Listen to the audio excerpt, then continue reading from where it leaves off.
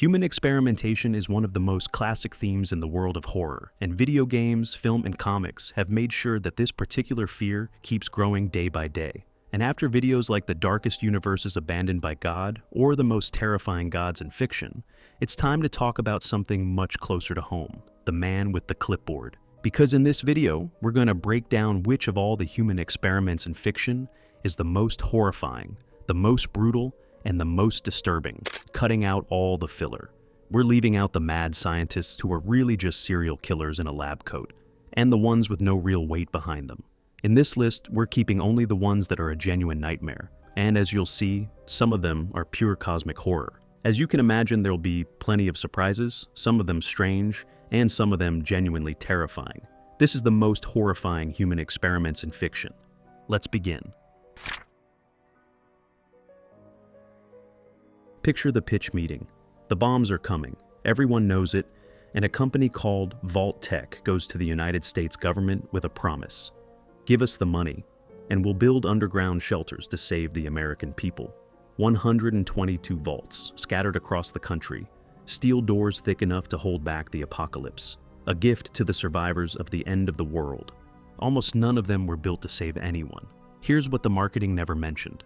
Out of all those vaults, only a tiny handful, 17 or so, were genuine control shelters, stocked and sealed to keep people alive the way the brochures promised. The rest were laboratories. Every family that walked through those doors clutching their belongings, grateful to be chosen, was walking into an experiment they'd never agreed to and would never be told about.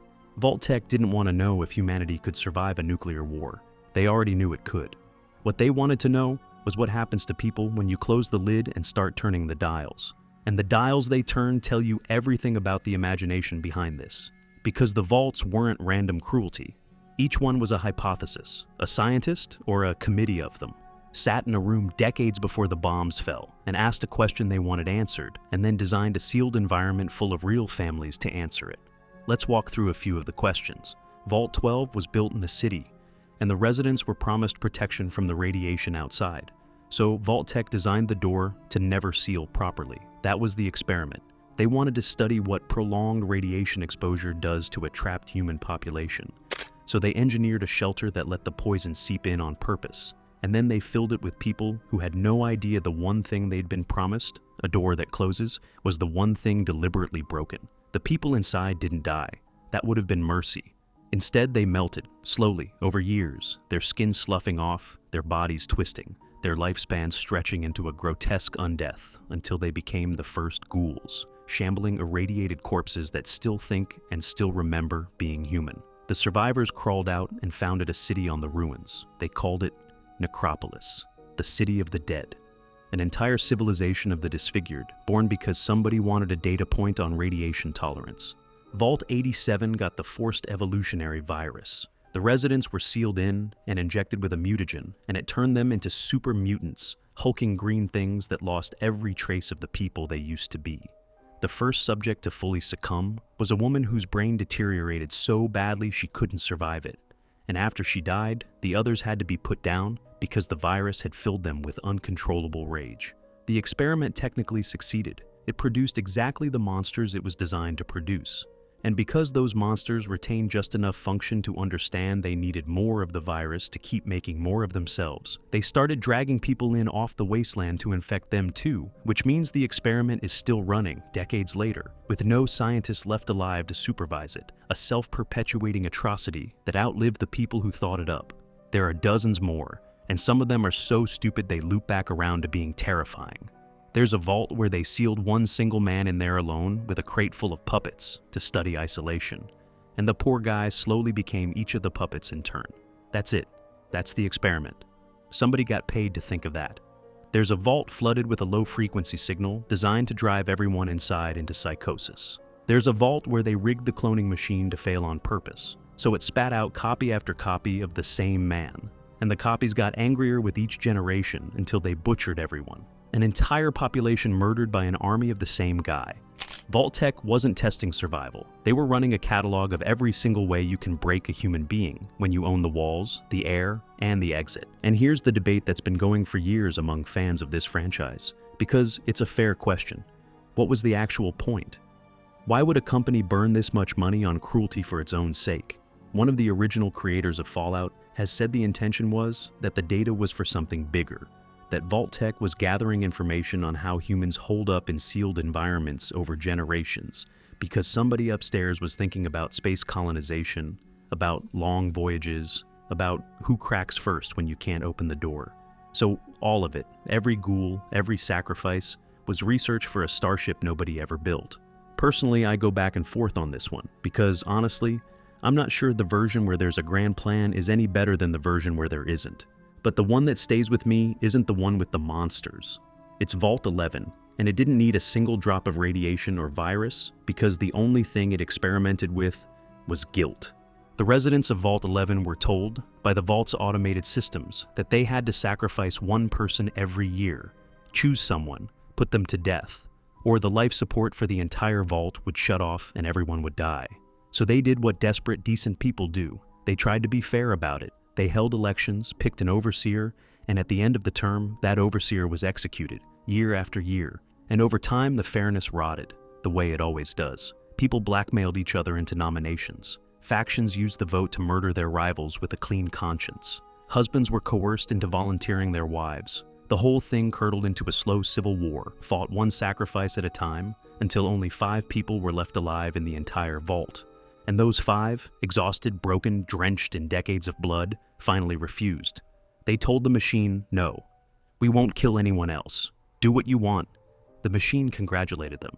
A cheerful recorded voice informed the survivors that the sacrifices had never been necessary, not once. The real experiment was to see how long a community would keep murdering its own, on command, before somebody finally stood up and refused. The reward for refusing had been there the whole time. The doors would open, they'd be called shining examples of humanity. They could walk free. Every single death, all those years of them, had been for nothing. There had never been a gun to their heads, only a voice telling them there was, and a population willing to believe it. 4 of the 5 survivors killed themselves right there. The 5th walked out into the wasteland, and to this day nobody knows what happened to him, which is one of the great open mysteries of this franchise. Vault-11 is, in my opinion, the single cruelest thing Vault-TEC ever did, and I say that fully aware of everything else on the list. Because ask yourself honestly what you'd have done in there. You're 20 years old, you've got a family, and the voice from the ceiling says somebody has to die, or everyone does. Are you the one who stands up in year 1 and says no? Because in that vault, refusing was the winning move the entire time, and not a single person made it for 16 years. That's the Vault-TEC signature. Forget the mutants and the radiation. It's the realization, always arriving too late, that the cruelty was never the point. The point was watching you do it to yourself. Mount Massive Asylum sits up in the Colorado mountains, and it looks exactly like the kind of place bad things happen, which is the first honest thing about it, because everything else is a lie stacked on a lie. On paper, it's a psychiatric hospital, reopened by a charitable organization called the MURKOFF Corporation to care for the mentally ill.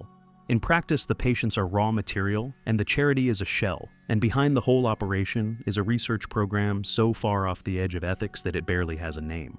You go in as Miles Upshur, a journalist who got an anonymous tip. That's the setup for the first Outlast, and the reason it works is that you have no weapon and no power whatsoever. You have a camcorder, that's your arsenal. A camcorder, and if you're lucky, some batteries. Your only tool for surviving a building full of the tortured and the transformed is the ability to see in the dark through a camera's night vision, filming your own descent. Which is a nasty little bit of design when you think about it, because it makes you exactly what Murkoff is. An observer with a lens, recording horror instead of stopping it. What Murkoff is actually doing at Mount Massive is called the morphogenic engine. The theory goes like this. There's a layer underneath human consciousness, a kind of dream substrate, and if you could reach it, you could manipulate reality itself through the collective power of the mind. To reach it, Murkoff needed subjects whose minds had already been broken open, because sane people have walls and the insane don't. So, they took the patients the men society had already forgotten, and they subjected them to the engine. Sleep therapy, that wasn't therapy. Forced lucid dreaming that went on until the dreamer couldn't tell the dream from the room. They cracked these men open like eggs to see what would leak out. What leaked out was the WALRIDER. The WALRIDER is the thing the whole facility is chasing, and its origin is the detail that elevates this from a haunted asylum into genuine horror. It presents as a swarm, a cloud of black nanite particles that tears people apart, and the patients speak of it like a demon, a swarm god summoned by the engine.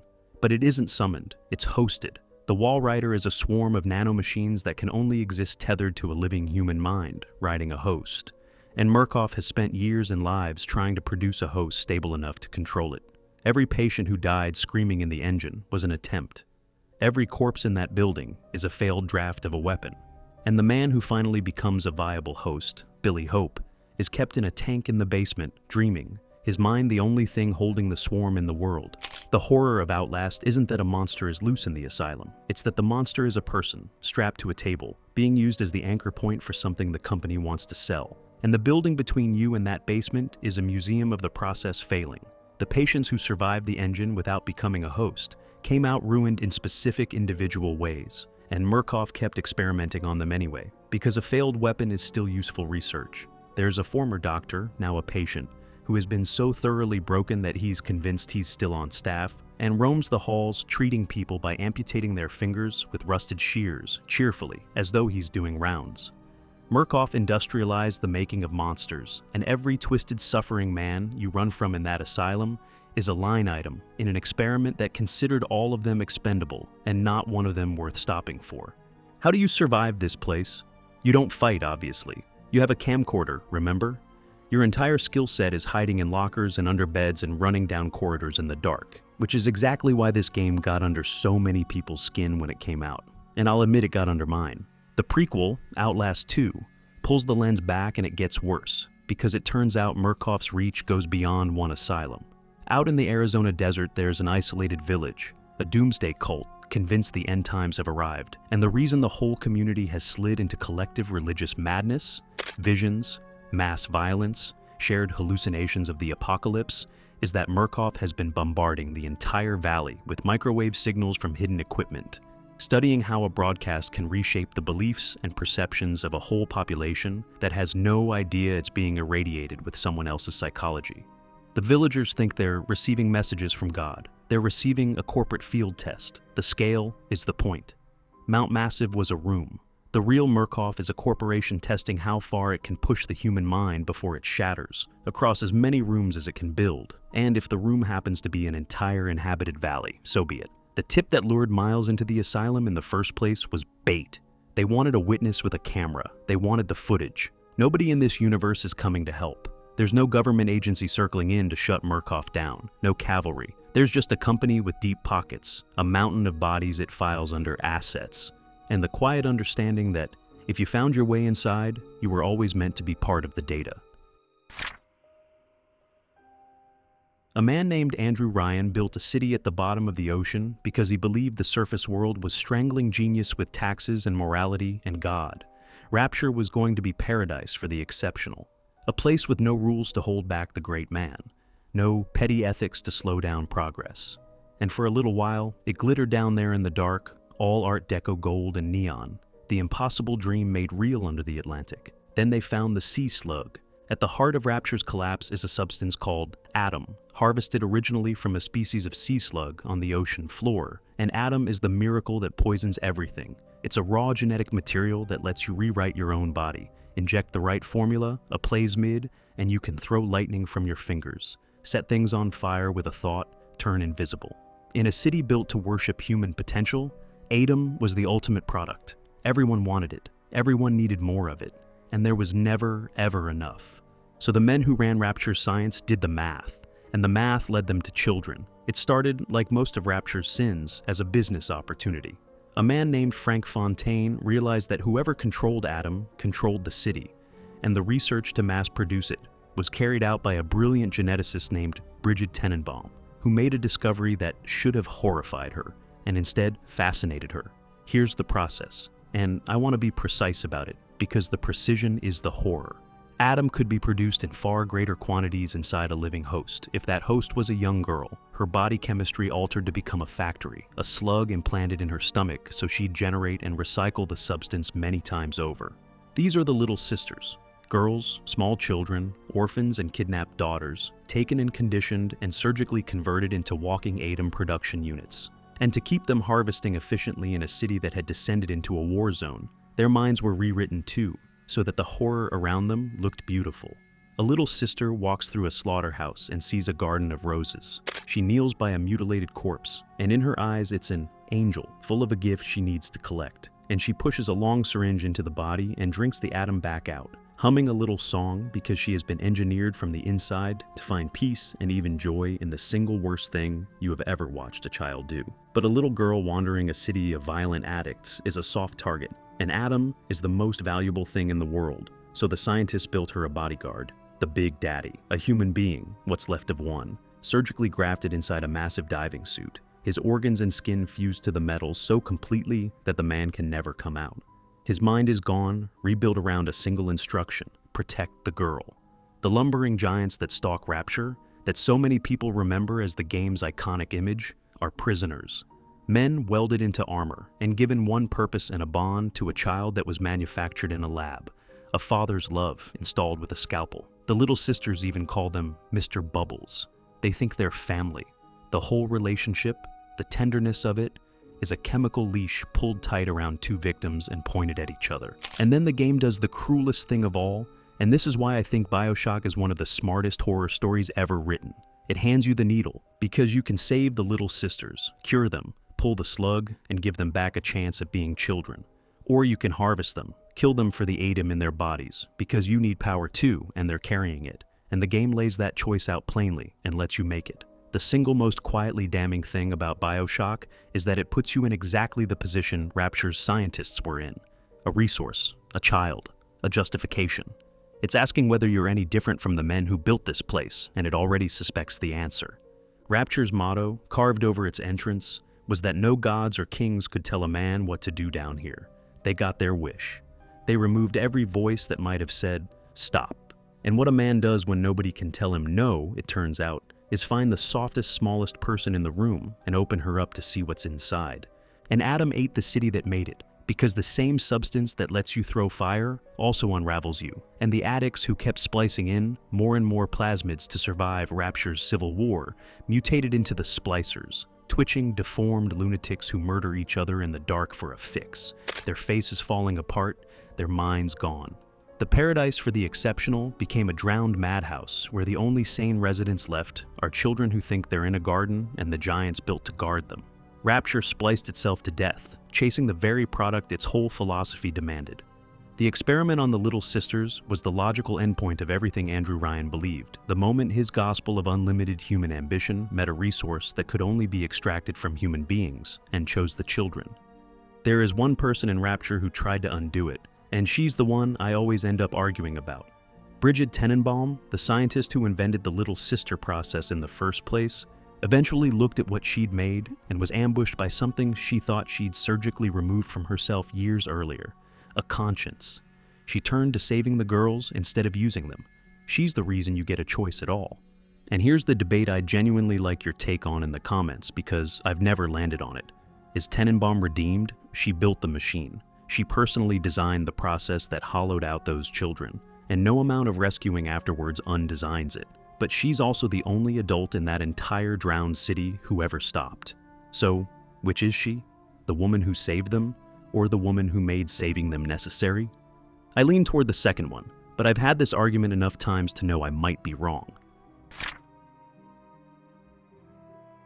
Alright, deep breath, because I've been dreading writing this one. And if you take nothing else from this video, take this section. I genuinely believe Bondrewd is the most frightening character ever put in an animation, and I've been making this channel long enough to not say that lightly. I need to prepare you, because Made in Abyss disguises itself. It has round-faced children, and a bright storybook art style, and a sweeping orchestral score, and it uses all of that to lower your guard before it does something to you that you will not forget. And the instrument it uses is a man named Bondrewd. The world of the story is built around the Abyss, an enormous pit descending into the earth, layer after layer, filled with wonders and relics and creatures no surface person understands. But the Abyss has a defense. It's called the Curse, and it's a force that punishes anyone who tries to climb back up. On the lower layers, ascending even slightly means agony, bleeding from every opening, and on the deepest layers, it means your body unravels, your humanity strips away. You're turned into something that isn't human anymore. The abyss lets you go down. It does not want to let you leave. Bondrewd wanted to understand the curse, not for glory, not for wealth, for knowledge, pure and total, the kind that doesn't stop to ask what it costs. He's a white whistle, one of the legendary elite delvers, and he set up a facility on the 5th layer called Edo Front, and he filled it with children, orphans mostly, who were told they were being given a chance to explore the abyss, to matter, to be part of something. They came to him willingly. He never told them what willing meant, and understand the scale of what he was doing, because he didn't run one experiment. He ran a program. He moved children between layers deliberately, exposing them to different depths, mapping how the curse changes as you descend, using their bodies as instruments to measure a phenomenon nobody else in the world could measure. Each layer's curse is worse than the last. On the upper levels, it's nausea and headaches. Deeper, it's bleeding from every hole in your face. Deeper still, it's your body losing the plot entirely, limbs going wrong, and at the 6th layer, ascending costs you your humanity, permanently. Bondrewd wanted the map of that. Every child was a data point on a graph only he was building. Here is what he did, and I'm going to say it plainly because softening it would be a lie. Bondrewd discovered that the curse could be redirected. If a person is forced to cross the boundary where the curse strikes, they take the full damage, but if you offload that damage onto someone else, someone connected to you, you can pass through untouched. So he built a device, he takes a child, and he reduces them, their brain, their organs, the barely living essence of them, and packs the remains into a container the size of a lunchbox, a cartridge. And when Bondrewd carries that cartridge across the cursed boundary, the child inside absorbs the curse in his place, suffering it in full, while he walks through unharmed. He drugs them first, to force their bodies into a state of ecstasy and terror at once, because that emotional extreme makes them better at absorbing the pain. He turns children into batteries for his own safe passage, and each one can only be used a few times before it's spent. He remembers all their names. That's the part that broke something in me. He accumulated victims for years, and he can recite every one of them, their aspirations, what they wanted to be. Because to Bondrewd, this isn't cruelty.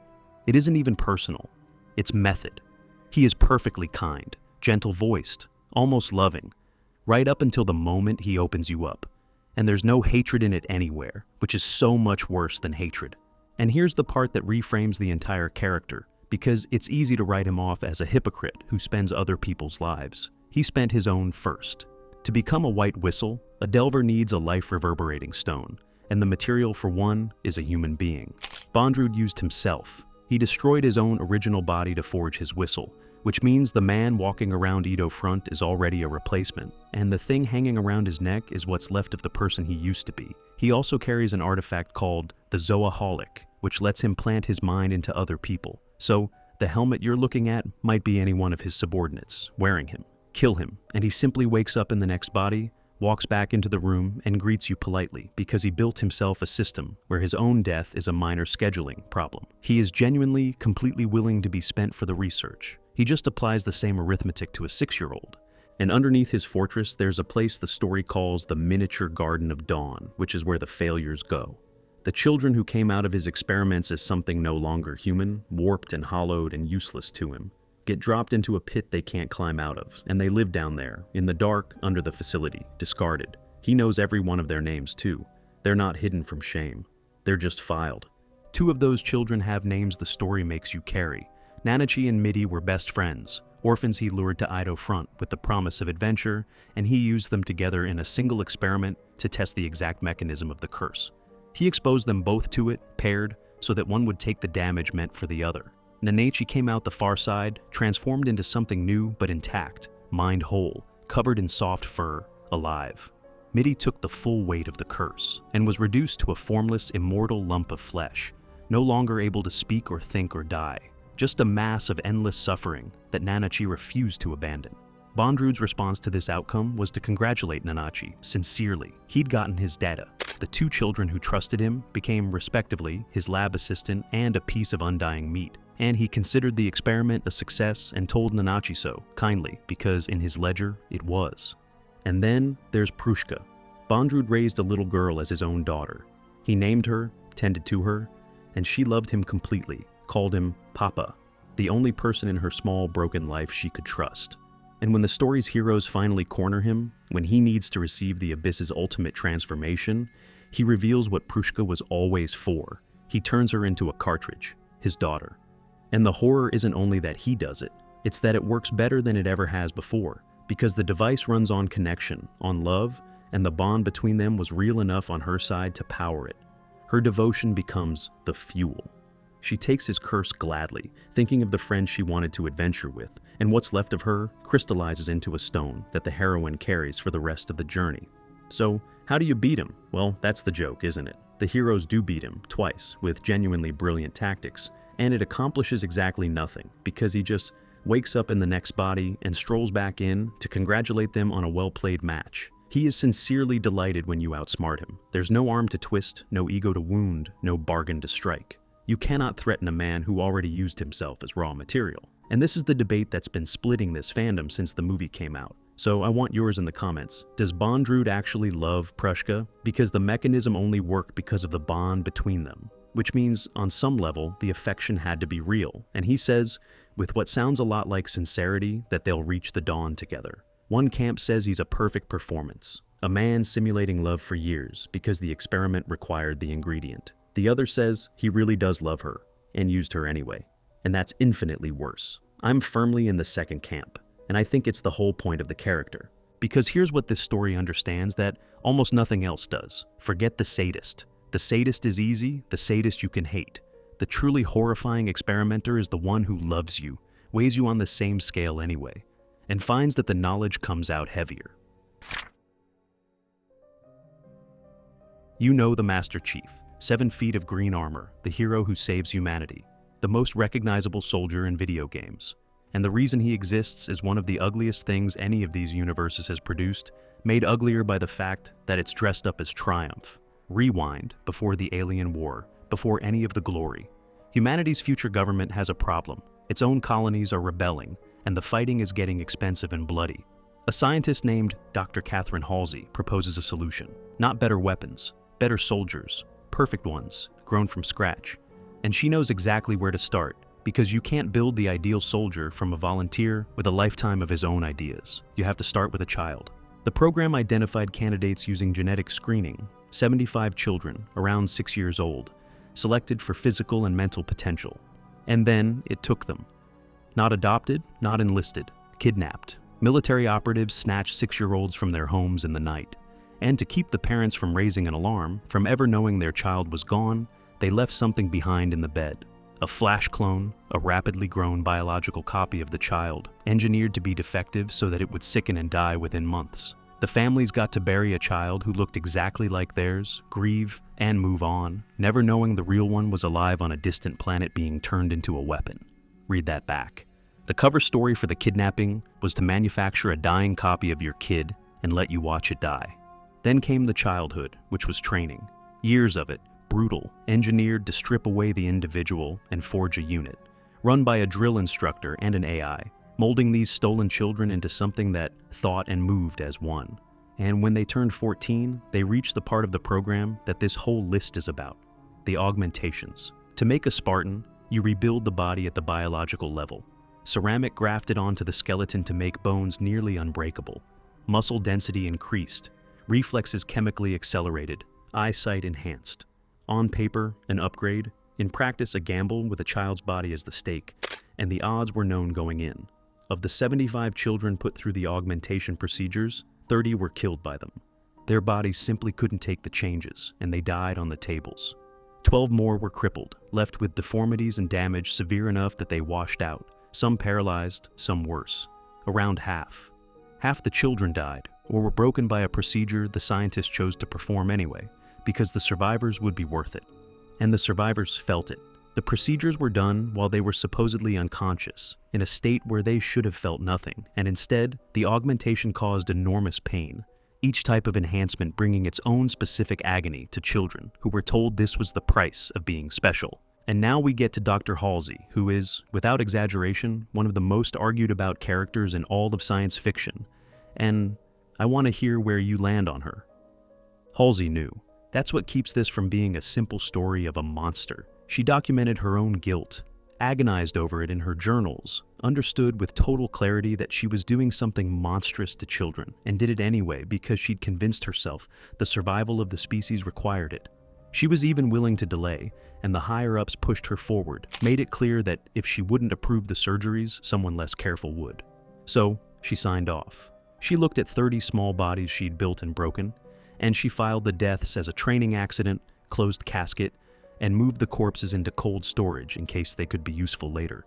The children who died got funerals for the parents who thought they'd already buried them years before. The children who lived became legends, and most of them never learned that the families who loved them had been fed a clone and a lie. The Master Chief is a triumph. He's also a stolen 6-year-old whose fake corpse was left in his bed, so his parents wouldn't come looking, and every time he saves the galaxy, that's the foundation he's standing on. And here's the twist the franchise buries under decades of heroics. The deaths were filed as a loss on paper, but the bodies weren't thrown away. Halsey ordered the children killed by the augmentations placed into cold storage rather than properly buried, on the theory that future medicine might resurrect them and put them back into service. Think about what that means. Even the ones the program killed weren't allowed to be finished. They were inventory in freezers, held in reserve, in case the atrocity could be squeezed for a little more value later. And some of the crippled washouts, the ones too damaged for the battlefield, were quietly handed to the intelligence branch, disappeared into a different classified use, their survival kept secret even from their own brothers and sisters who'd been told they were dead. There was no exit from this program. You graduated into a legend, or you died and became a spare part, or you broke and became a secret. The one thing you never got to be again was the child they took. So, the question, is Halsey a monster or a savior? One side of this argument points out, correctly, that without the Spartans, humanity is extinct, full stop, and that 30 dead children against the survival of the entire species is a trade any rational person makes. The other side points out, also correctly, that this is the exact sentence every atrocity in history has been justified with, word for word, and that a scientist crying in her journal while she signs the surgery order is not a mitigating factor, it's an aggravating one, because it means she understood perfectly and proceeded anyway.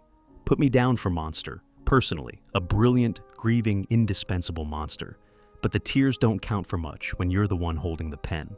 The reason this belongs on the list, over 100 flashier war crimes in fiction, is that Halo asks you to cheer for the result. The Master Chief is genuinely heroic. He genuinely saves everyone. And the story quietly insists you hold both facts at once. That the shield standing between humanity and extinction was manufactured by doing something to children that no cause actually justifies. Triumph and atrocity aren't opposites here. They're the same event, seen from the front and from the back. Quick pause here, because we're right at the halfway mark and about to go somewhere even uglier. If this is landing for you, the like button genuinely helps this kind of long, research-heavy video find the people who'd want it, and I read every comment on these. Speaking of which, keep a running tally in your head, because at the end, I want to know which of these worlds you'd least want to wake up inside. Alright, back into the dark. Everyone remembers the zombies. Almost nobody remembers that Resident Evil, underneath 30 years of boulder punching and gun merchants, is a story about a company that spent decades treating human beings as reagents, and that the outbreaks the games are famous for are just the moments the paperwork failed to contain. It starts with a flower. Deep in Africa, a species that produces the progenitor virus, a mutagen with the power to rewrite living things at the genetic level. 3 people found it and understood what it could become. Oswell Spencer, James Marcus, and Edward Ashford, wealthy men who founded a pharmaceutical empire called Umbrella as a front. The public face sold cosmetics and medicine. The real business was viral weapons. And the real ambition, Spencer's ambition, was closer to godhood than money. He wanted to refine the virus into something that could remake humanity with himself at the top, a new species of superior beings that he would rule as their creator. But progenitor alone wasn't enough. And this is where the human cost begins. Because refining a virus means testing a virus, and testing a virus means bodies. Umbrella needed a continuous supply of human subjects, and it built its entire operation around procuring them quietly. Which brings us to the worst thing in these games, and it isn't a monster with a name you'd recognize. It's a woman named Lisa TREVOR. Lisa was a little girl when Umbrella took her, and they took her mother too. And they took them specifically so they could experiment on a parent and child together. Her father was the architect who designed the Spencer mansion, unknowingly building the tomb his family would be tortured in. And what Umbrella did to Lisa spans decades. They injected her with experimental strains over and over, across so many years that she stopped being able to die. The viruses fused with her, mutated her, made her something that couldn't age and couldn't be killed and couldn't stop hurting. They grafted things onto her. At one point, she tears the face off a victim and presses it onto her own, because somewhere in the ruin of her mind, she's still a child looking for her mother, and she thinks if she wears a face, her mother will recognize her and come back.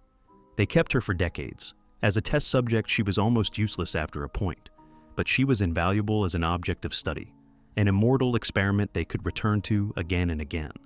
A girl who had been in that mansion's basement since before most of the game's other horrors existed, still holding a memento of the Mother Umbrella killed in front of her. When you finally encounter her, the game doesn't frame her as a villain. It frames her as the oldest wound in the building, and the only mercy available is to let her finally rest. And Project W, the crown of it all, was the same logic aimed at children instead of prisoners. Spencer gathered infants with exceptional genetic potential from around the world. 13 of them, gave them all the surname Wesker, and raised them to be the superior humans who would inherit his new world. They were an experiment in eugenics wearing the costume of a family. Most of them died. The program was designed knowing most of them would die, screened deliberately so that only the strongest genetics would remain, children cold like a crop. The one everyone remembers, Albert Wesker, grew up not knowing he was a lab result, a boy engineered and indoctrinated and eventually dosed with a virus that made him superhuman, exactly as designed, so that Spencer's creation could turn around and murder his creator. That's the shape of this whole universe once you see it. The zombies are an accident. The T-virus getting loose, the outbreaks, the cities that fall, all of it is failure, the containment breaking down. The actual project, the thing Umbrella was built to do, was to take people, a girl and her mother, 13 infants, anyone who wouldn't be missed, and use them up in the pursuit of one old man's dream of becoming a god. The monsters were never the horror, they were the leftovers. And the scale of the leftovers is the part that doesn't get said enough. Umbrella didn't run one lab, it ran a global supply chain of human subjects, entire training facilities like the one James Marcus operated, where employees who displeased the company were themselves fed into the research, where a whole management academy sat on top of a viral laboratory that eventually consumed its own staff. The town of Raccoon City, 100,000 people, was ultimately erased with a missile by the government to bury what Umbrella had let escape. And even that, the vaporizing of a city, was in a sense just Umbrella's paperwork being shredded on the largest possible scale. The company treated a population center as a spill to be cleaned up. Every famous zombie in this franchise is a person who died so that a viral weapon could be tested at scale, and the ones who ordered it slept fine because in the ledger, those deaths were R&D. Come back to Lisa Trevor for a second because she's the whole thesis in one person. She was in that basement being injected for over 2 decades. The company had long since gotten what data it could from her, but it kept her because an immortal, ever-mutating subject is too valuable a curiosity to euthanize, and because nobody in the org chart was assigned to care. She spent the better part of a human lifetime as a living archive of Umbrella's failures, clutching the preserved face of the mother they'd killed, mutating past recognition, unable even to earn the release of death. How do you kill her? You don't, and that's the point. You can knock her down, you can drop her into a pit, but Umbrella spent 20 years engineering a girl who cannot die, and they succeeded, which means the only thing you can actually do for Lisa Trevor is give her back the remains of her mother and let her finally stop. When you free her, it doesn't feel like beating a boss. It feels like closing a file that should have been closed 30 years earlier, on a child whose only crime was having useful genetics and a father the company could exploit. In 1988, a film came out that half the animation industry has been quietly copying ever since, and I'd put it in my personal top 3 of anything ever animated. It opens with Tokyo vanishing. A silent white sphere swallows the city. The movie tells you it triggered World War III, and then it jumps forward to the neon sprawl of Neo-Tokyo built on the crater. And for a long time, it lets you assume that opening was a bomb. The thing that erased Tokyo had a name and a small body, and a number stenciled on a file. It was a child the government had been experimenting on. AKIRA is set in a world that experimented on children to weaponize the human mind, and the thing it understood, decades before it was fashionable, is that the most dangerous force in the universe might be locked inside a kid, and that a government will absolutely try to pick that lock. The project was a secret military program studying psychic potential, espers, human beings whose minds could reach out and touch reality directly. To develop these abilities, they took children and subjected them to relentless testing and drugging, trying to push their powers further and further, cataloging each one by number, the way you'd label samples rather than people. Most of the test subjects came out of it stunted in an unbearable way. Their bodies withered and aged into something wrinkled and small, while their minds and powers swelled beyond any human scale. The film's espers, the ones who survived, looked like tiny ancient children, toys with the faces of the elderly, blue skin drawn tight over old faces on little bodies. A design that tells you exactly what the experiments did. They hollowed out the childhood and left only the weapon and the wear. These were the successes, the ones stable enough to keep. Whatever happened to the rest, the program didn't consider worth remembering. The greatest success of the program, and its greatest catastrophe, was subject number 28, a boy named AKIRA. His power grew without limit, past anything the scientists could measure or contain, until it reached a threshold where an individual mind becomes something closer to a force of nature, able to touch the fundamental energy that underlies creation itself, and it got away from them. AKIRA's power detonated, and that was the white sphere that ate Tokyo, the event the world misremembered as the start of the Third World War. A single experiment-on child, unable to hold the thing they'd cultivated inside him, became an explosion that leveled a city and killed millions. And the response of the people in charge was not to stop. It was to dissect him and file him. AKIRA's remains were broken down, cataloged, and stored in cryogenic containment beneath the new city, samples of him kept in labeled canisters in a vault under an Olympic stadium. The government still studying the child bomb it created, still hoping to understand and control the power rather than admit it should never have been reached for. That's the detail that makes AKIRA belong here. They didn't learn. They buried the evidence and kept the research going, because a weapon that can erase a city is too valuable to give up just because it already erased one.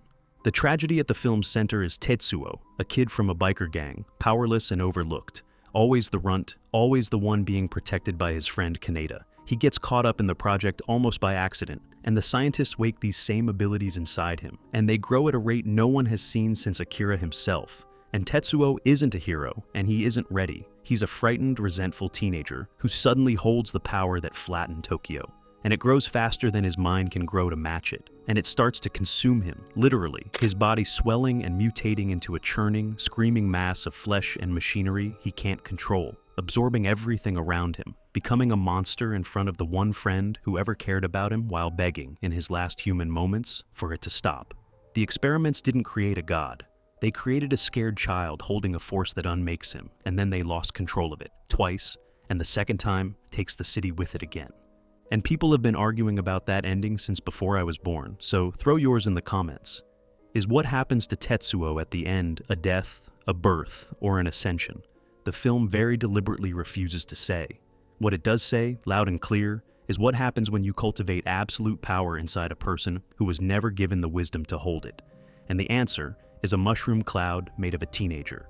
The power was always there, sleeping in human beings. The experiment's only achievement was waking it up before anyone was ready, and then refusing to admit that waking it up was the mistake.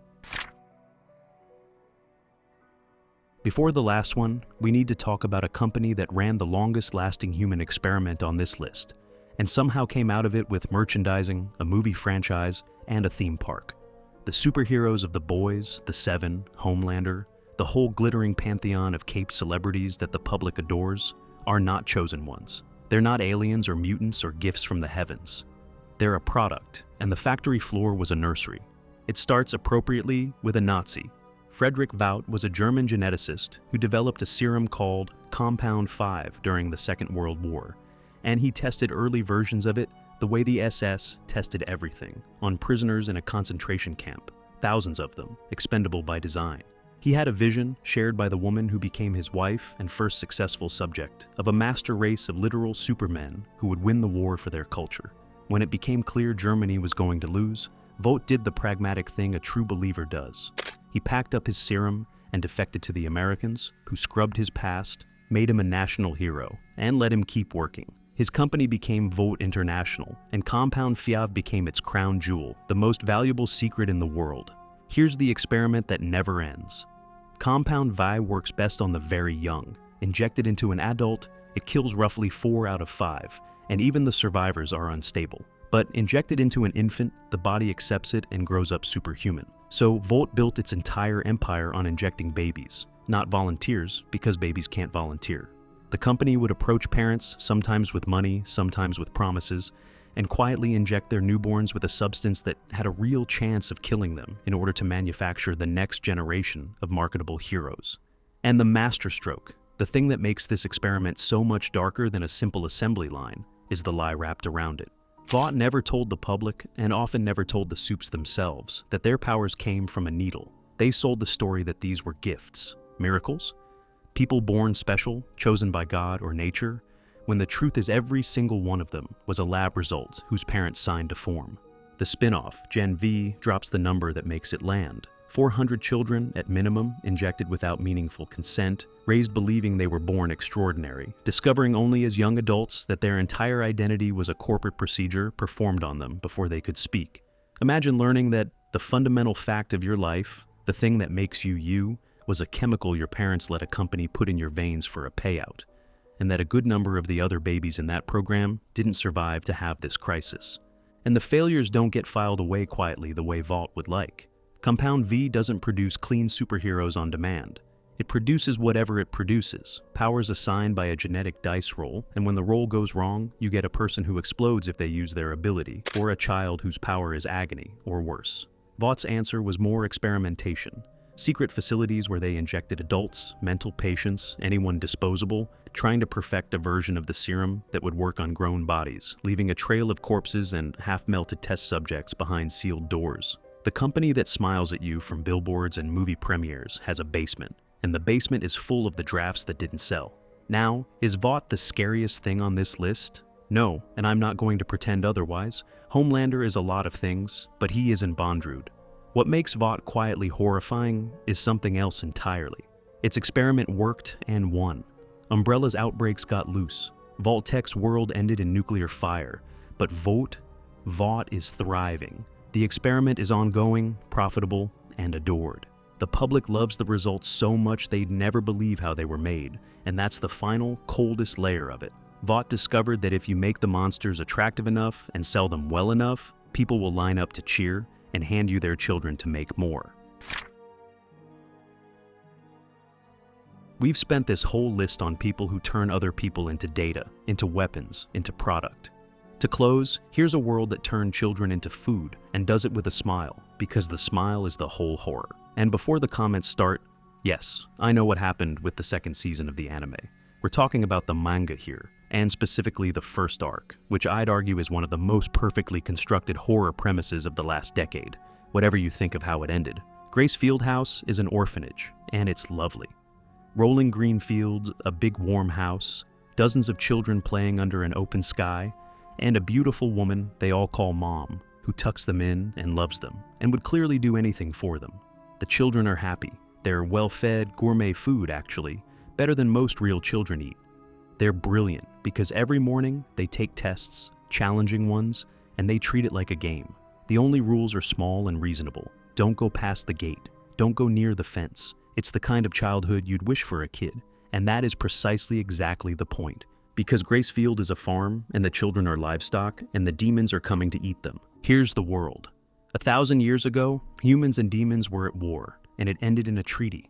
The humans of that world were divided, and a portion of humanity was left behind on the demon side as a food supply, kept in facilities disguised as orphanages, raised as cattle. Gracefield is one of a tiny number of premium farms, the top of the industry, producing the highest quality meat for the wealthiest demons. And every warm, loving detail of that childhood exists for one reason, which the story reveals with surgical cruelty.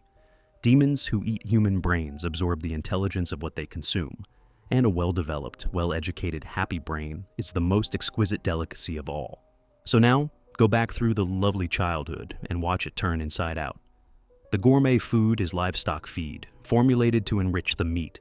The daily tests are quality control, developing the brain to make it tastier.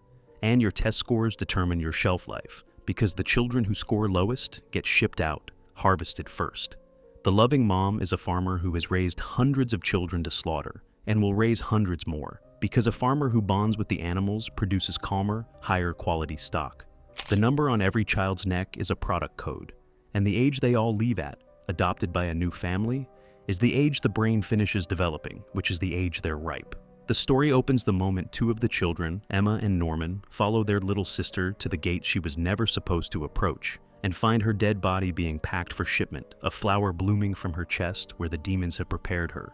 In an instant, the entire world they trusted flips into a slaughterhouse, and they understand that Mom's warmth was the fattening, that every birthday and every hug was animal husbandry, that they've been loved specifically and only to make them delicious. And the cruelty scales. Grace Field, with its open fields and gourmet meals, is one of the good farms. Out in the world are the mass production farms, factory farms, where the children who aren't premium stock are kept in conditions like industrial poultry, barely alive, warehoused in the dark, grown for cheap meat, with none of the pretense of love. The promised Neverland is doing something deliberate with that, holding up a mirror, because everything the demons do to these children, the pens, the feed optimized for flavor, the selective breeding, the culling by grade, the false comfort right up until the killing floor, is exactly what humans do right now to the animals we eat. The story just cast children in the role of the livestock, so you couldn't look away from the machinery. The demons aren't even the villains, quite. They're a functioning society with an appetite and a system to feed it, and the system is rational and efficient, and that's what makes it unbearable. There's no mad scientist here, no lab coat, no clipboard. The experiment finished 1,000 years ago and succeeded. What's left is just the farm, running smoothly, generation after generation. A whole civilization that solved the problem of eating people by convincing the people to grow up happy first.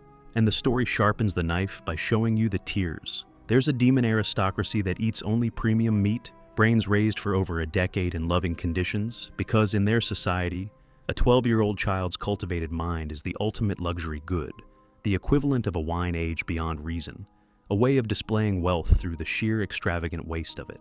Meanwhile, the common demons get the factory farm product, cheap and dull. And there's a deliberate cruelty layered even into that, because the ruling demons keep the masses fed on low-quality, unintelligent human meat, specifically to keep the masses themselves docile and unintelligent, easier to rule. The farm system isn't only about eating children. It's a tool of class control that runs on children. Every layer you peel back reveals another use they found for the same raw material. What makes the promised Neverland the right note to end on is that it drops the science fiction machinery entirely and just shows you the finished experiment humming along, normalized, invisible to the very people inside it. No one at Grace Field thinks of themselves as a victim until the moment the truth arrives, because the whole design of the place is to make sure that moment never comes before shipping day.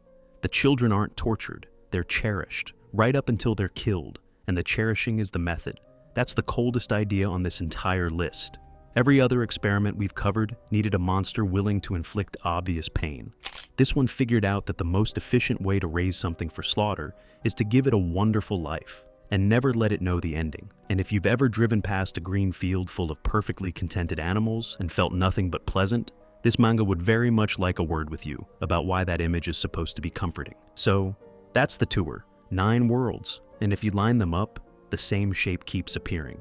It's never really the monster, the super mutant, the WALRIDER, the Big Daddy, the demon at the dinner table. Every one of them started as a decision made by someone who could have said no and chose to fill out the form instead. That's the thing these stories understand. Real horror doesn't come from the dark. It comes from the fluorescent light of a room where someone reasonable, someone who loves their own kids, someone who agonized about it in their journal, decides that your suffering is an acceptable cost and writes down the result. The clipboard is scarier than the claw. It always was. Now I want to hear from you. Which of these would be the worst to actually live inside and be honest with yourself before you answer? Because a few of them look survivable until you read the fine print. And which experiments did I leave out that belong on a second one of these? I know some of you are already typing about the Combine or the Institute or a dozen things I couldn't fit. So tell me, because if there's appetite for it, there's plenty more paperwork where this came from. If this one got under your skin the way it got under mine, you know what to do with the like button, and subscribe if you want to be here for the next descent. Thanks for sitting through the dark with me. And remember, the next time a story hands you a monster, ask the only question that matters. Not what is it, who made it, and what did they write down afterward. This was The Great Abyss. I'll see you in the next one.